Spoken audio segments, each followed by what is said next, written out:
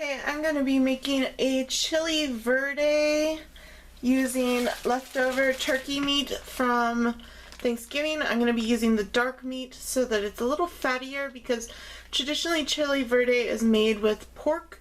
At least to my knowledge, I've only had chili verde with pork. So I'm going to use the dark meat because it's fattier, and I am going to be adding a couple tablespoons of lard just to give it a little bit more fatness to it and good flavor too, because lard has great flavor. And then I'm going to use 2 bunches of cilantro. I'm going to use 4 poblanos,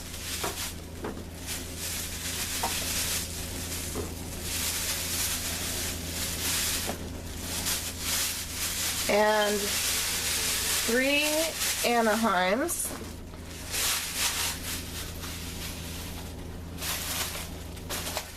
And then I'm going to use 2 pounds of tomatillos. So let's cut up these peppers first.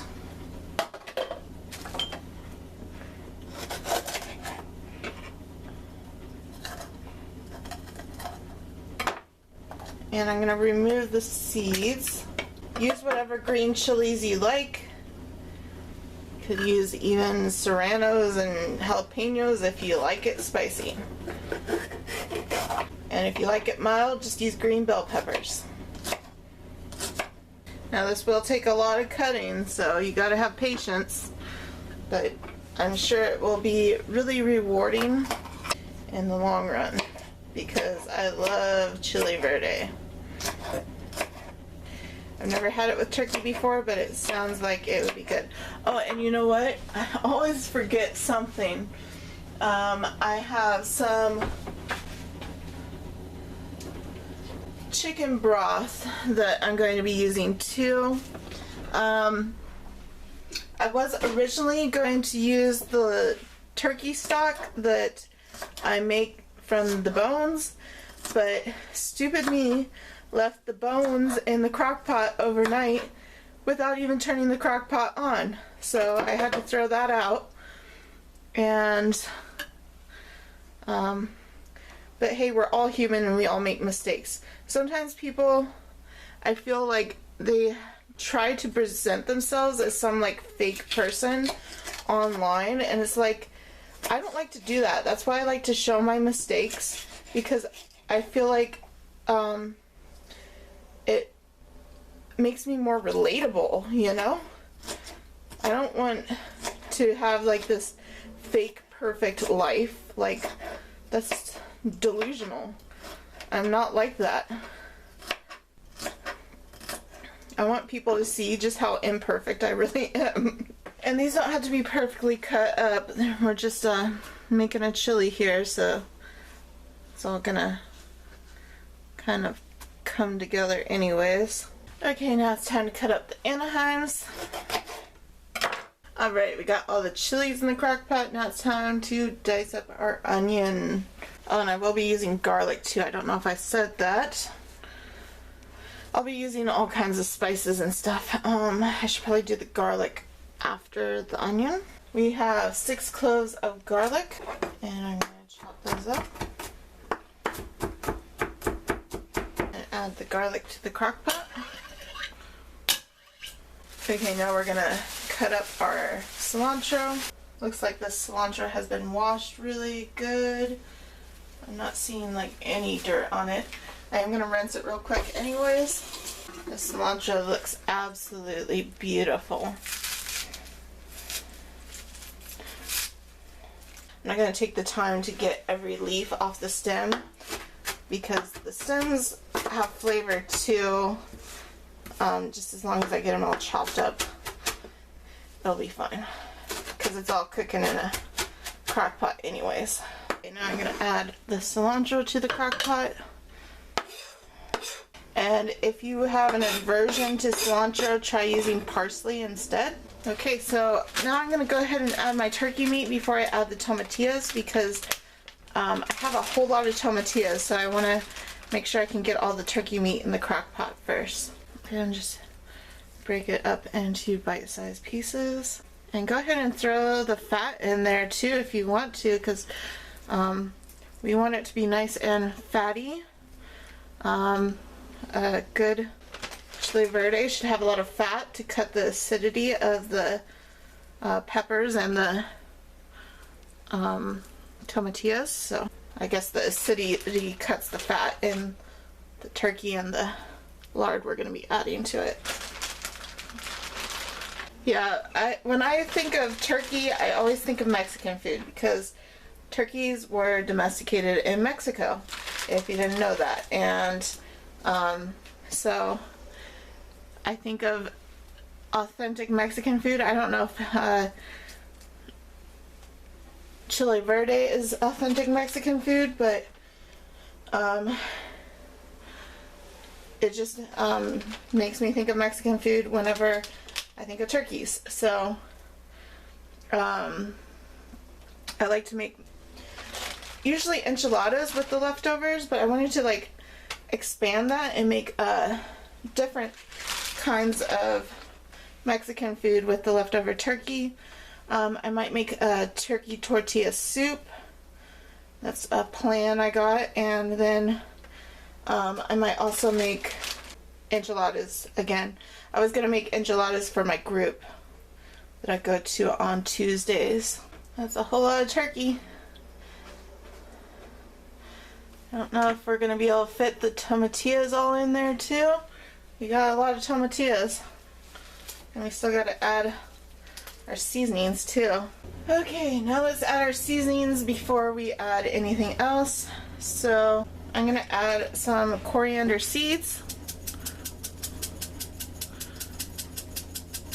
That's probably about half a teaspoon. Some oregano, it's probably about a teaspoon there.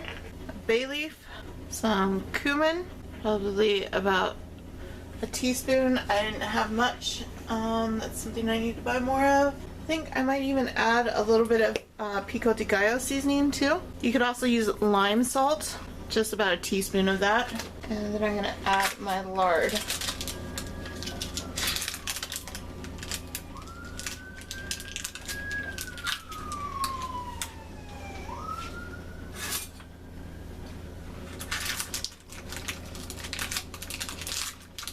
So I'm just going to add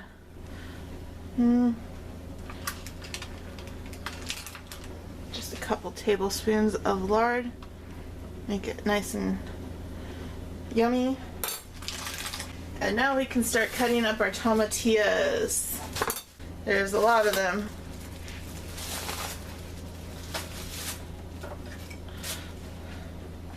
So let's see here. I'm going to cut them into fourths.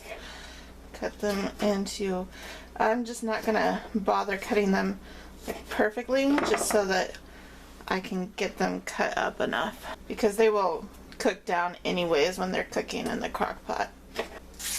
I should plant tomatillos next year. I think I have some tomatilla seeds.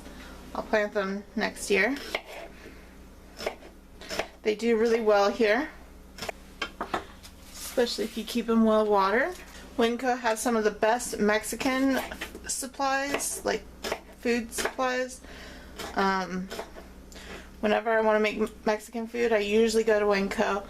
Sometimes I'll go to the Mexican import store downtown too, but you can't beat Winco's prices. If you're looking for something obscure that you can't find at Winco, then I'll go to the Mexican import store downtown. There's also a good restaurant slash import store down the street from me, so I'll go there sometimes too. And they have really good Mexican popsicles and really good food there too. Now that I'm thinking about it, maybe I want to go there for my birthday instead of sushi. No, it's been so long since I've had sushi. I really want sushi. And I'm gonna go to a good sushi restaurant for my birthday. And I will need to add more salt to this after it cooks, but I'm gonna let it cook down some before I add more salt to it. I think I'm gonna have lots of leftover tomatillos. I don't know what I'm gonna do with it. Maybe just make salsa verde.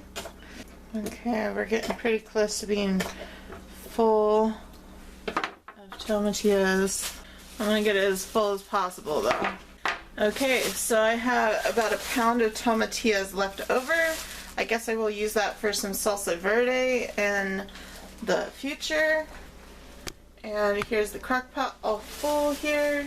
And then we're going to add our chicken stock. And then cover it, plug it in, turn it on high, and let it cook. Okay, so this chili verde is looking like it's cooking down some, so I might be able to add some more tomatillos to it. So I'm gonna just mush it down and try to add some more tomatillos to it. Let's mix it up here, see what it looks like so far. Give it a good mix.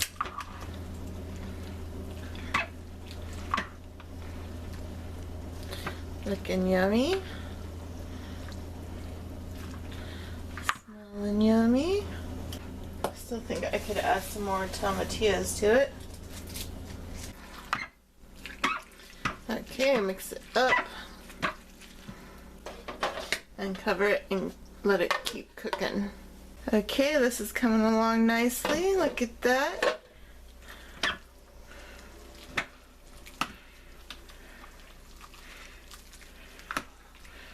think I'm gonna go ahead and give it a taste now to see what it needs and whether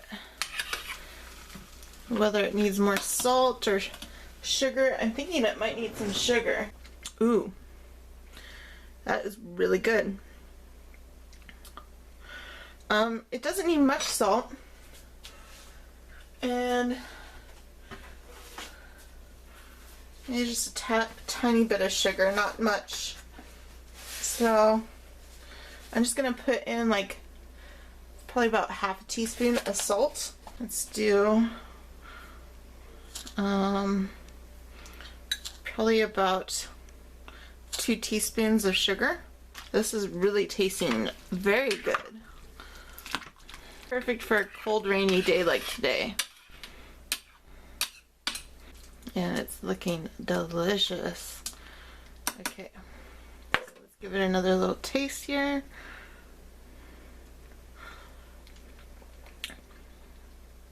Very good.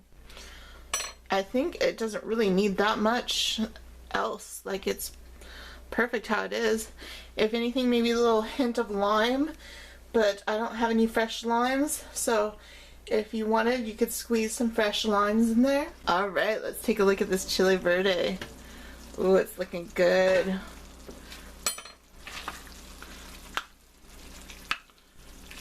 Yum.